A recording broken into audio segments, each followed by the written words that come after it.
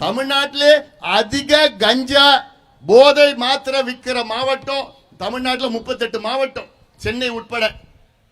சென்னை தவிர மற்ற 37 மாவட்டத்தில் அதிக கஞ்சா விற்கிற மாவட்டம் திருவண்ணாமலை மாவட்டம். ரொம்ப மோசமாயிடுச்சு. எதுக்கியா இதுக்கெல்லாம் ஒரு மந்திரி? நீ எதுக்கியா மந்திரியா இருக்கிற இந்த மாவட்டத்தில்? இந்த போலூர் தொகுதி எடுத்துக்கோ, ஏதாவது ஒரு தொழிற்சாலை, இந்த சுகர் மில்ல தவிர வேற எங்கேயாவது ஏதாவது ஒண்ணு, அதுவும் மூடிட்டானுங்க. அது காசு வரல, நிலுவையில் இருக்கு. ஆக அப்ப எதுக்கியா நீ எல்லாம் மந்திரியா இருக்கிற இந்த மாவட்டத்துக்கு?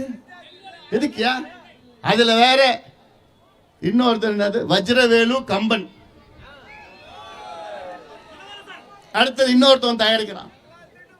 விட்டுடுவீங்களா? அவங்கள விட்டுடுவீங்களா?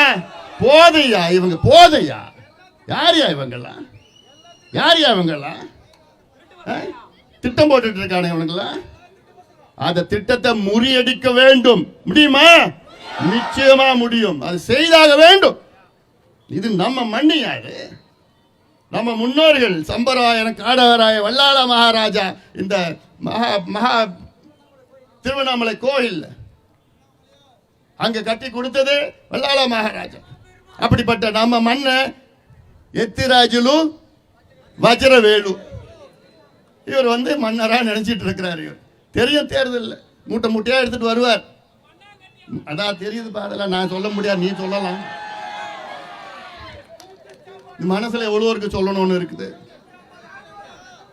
இன்னைக்கு காலையில அங்க போன நந்தன் கால்வாய் திட்டம்னு அங்க போய் பார்த்தேன். அங்க கீரன் ஒரு தடுப்பணைன்னு ஒண்ணு இருக்கு. அங்க கவுட்டி மலையில இருந்து தண்ணி வருது.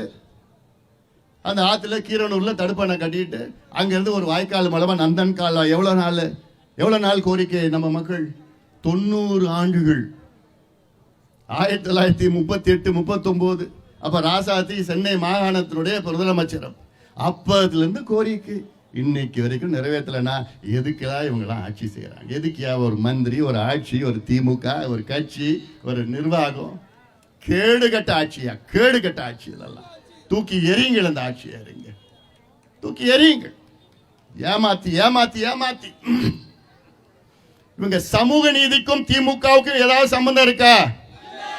எள்ளளவும் சம்பந்தம் கிடையாதுயா. திமுகவுக்கும் சமூக நீதிக்கும் எந்த சம்பந்தம் கிடையாது. இன்னும் சொல்ல போனா திமுக சமூக நீதியின் விரோதி, சமூக நீதியின் துரோகி. முதலமைச்சர் ஸ்டாலின் அவர்கள் சமூக நீதியின் துரோகி. இது எங்க வேணா நான் பேசுவையா.